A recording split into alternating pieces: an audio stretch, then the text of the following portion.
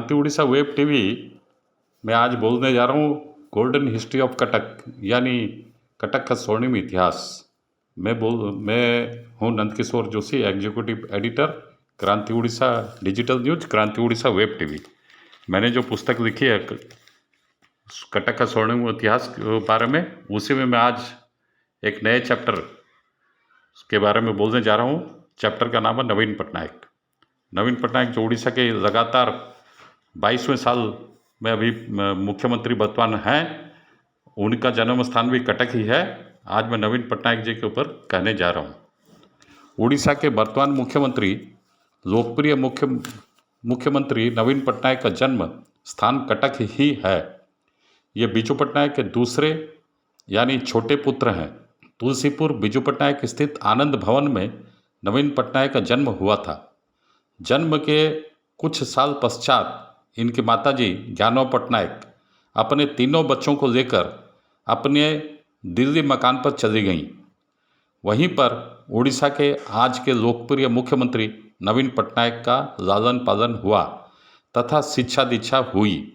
दिल्ली में रहकर इन्होंने अपनी सारी पढ़ाई पूरी की तथा 3 पुस्तकों की भी रचना की।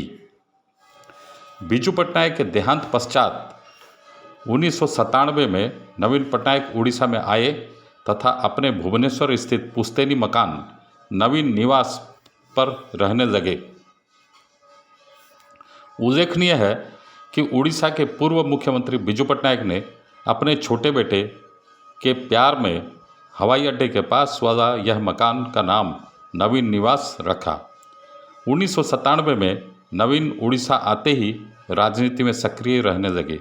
अपने पिता के नाम से चल रही पार्टी बिजू जनता दल के अध्यक्ष के तौर पर ये आज भी कार्यरत हैं। 1998 में आस्का लोकसभा क्षेत्र से नवीन पटनायक जीतकर केंद्र में इस्पात और खनिज मंत्री बने अटल बिहारी वाजपेयी के कैबिनेट में।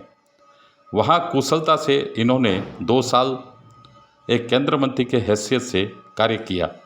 तत्पश्चात 2000 साल के मार्च 5 से उड़ीसा के मुख्यमंत्री का पदभार सफलतापूर्वक संभाले हुए हैं।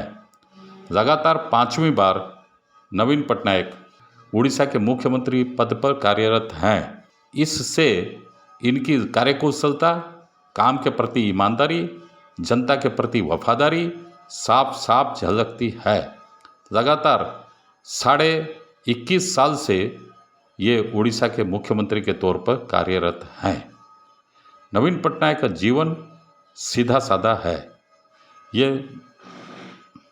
दिखावे में, तड़क भड़क में विश्वास नहीं करते।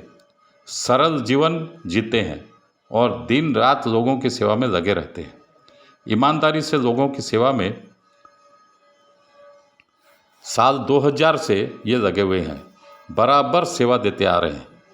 उड़ीसा के इतिहास में सर्वाधिक समय तक मुख्यमंत्री पद पर बने रहने का रिकॉर्ड इन्हीं का है और ये अभी भी कार्यकुशलता से मुख्यमंत्री के पद की गरिमा को बढ़ाते हुए कार्य करने में, लोगों की भलाई करने में जुटे हुए हैं।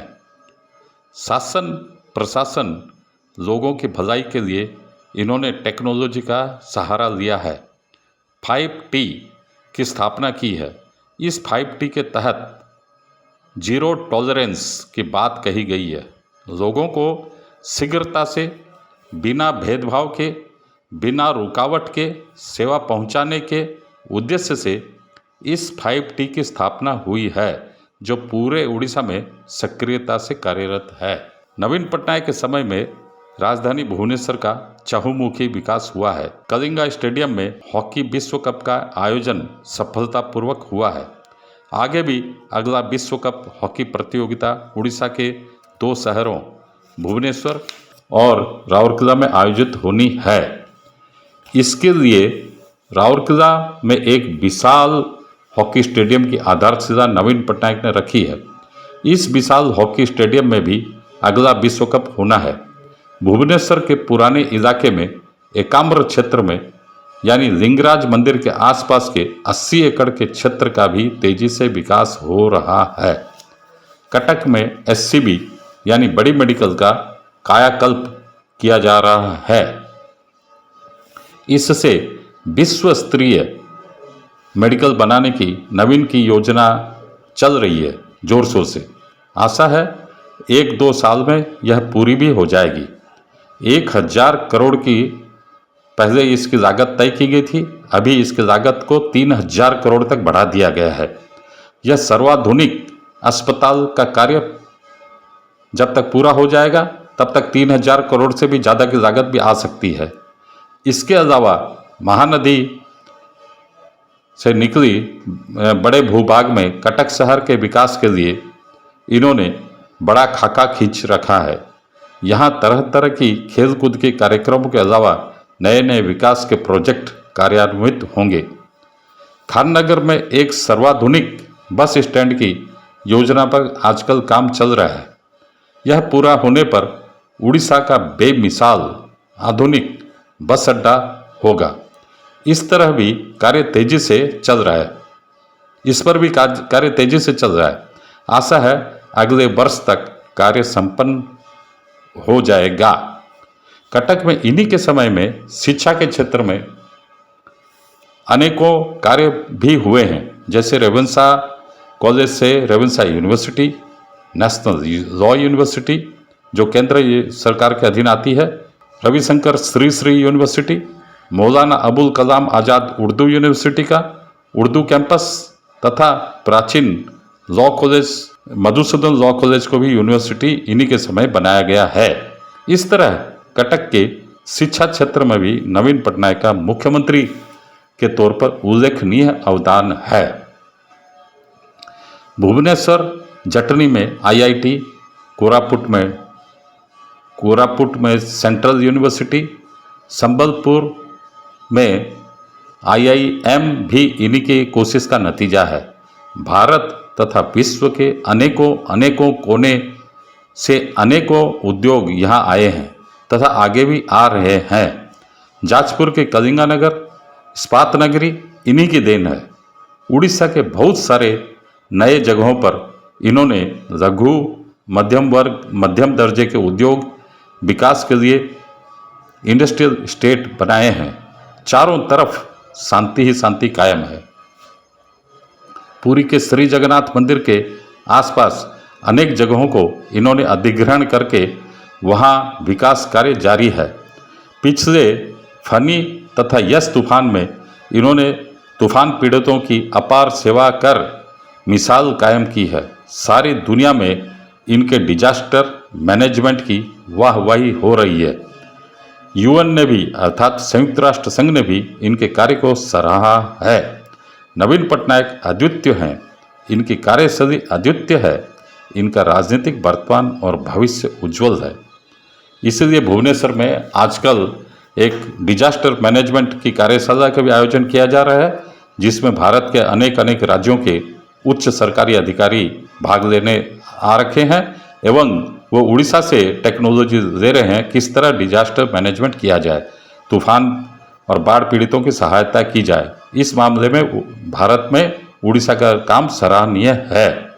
संबलपुर, बरहमपुर, राउरकेला एवं उड़ीसा के अनेक शहरों के विकास के लिए इन्होंने उल्लेखनीय कार्य किया है।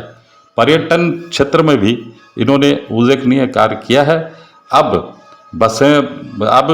आजकल उड़ीसा सरकार ने फैसला लिया है कि बसों के माध्यम से भी, जिसमें ट्रैकिंग सिस्टम होगा और जिसमें शौचालय, बेडरूम इत्यादि और रसोई घर भी की भी सुविधा होगी, आदमी आराम से पर्यटन की सुविधा ले सकेंगे। 5 आधुनिकतम बसों को उड़ीसा सरकार मंगा रही है। पर्यटन को बढ़ावा देने के लिए सारी सुविधाएं लोगों को दी जाएगी। मतलब क्या है कि वो टूरिज्म ऑन व्हील्स के नाम से या टूरिज्म कारवान टूरिज्म के नाम से इन बसों को चलाया जाएगा। इसमें सारी सुविधाएं पर्यटकों को दी जा रही है। इससे पर्यटक आकर्षक होकर उड़ीसा में आएंगे। चारों तरफ उड़ीसा में जो पर्यटन की अपार संभावना है उन जगहों पर जाएंगे और पर्यटक लोग उड़ीसा के पर्यटन का लुत्फ उठाएंगे, आनंद लेंगे। उससे उड़ीसा के लोगों को राजस्व में भी वृद्धि होगी और उड़ीसा की कीर्ति चारों तरफ सारे भारत में तथा विश्व में भी फैलेगी। इस तरह अगर हम लोग समग्र दृष्टि से भी देखें तो नवीन पटनायक का कार्य उल्लेखनीय है। इनकी ईमानदारी पर कहीं कोई आवाज़ उठती भी नहीं है और उठना भी नहीं चाहिए, क्योंकि कहीं भी इनका कोई भ्रष्टाचार में नाम नहीं आता है। Thank you, have a good day.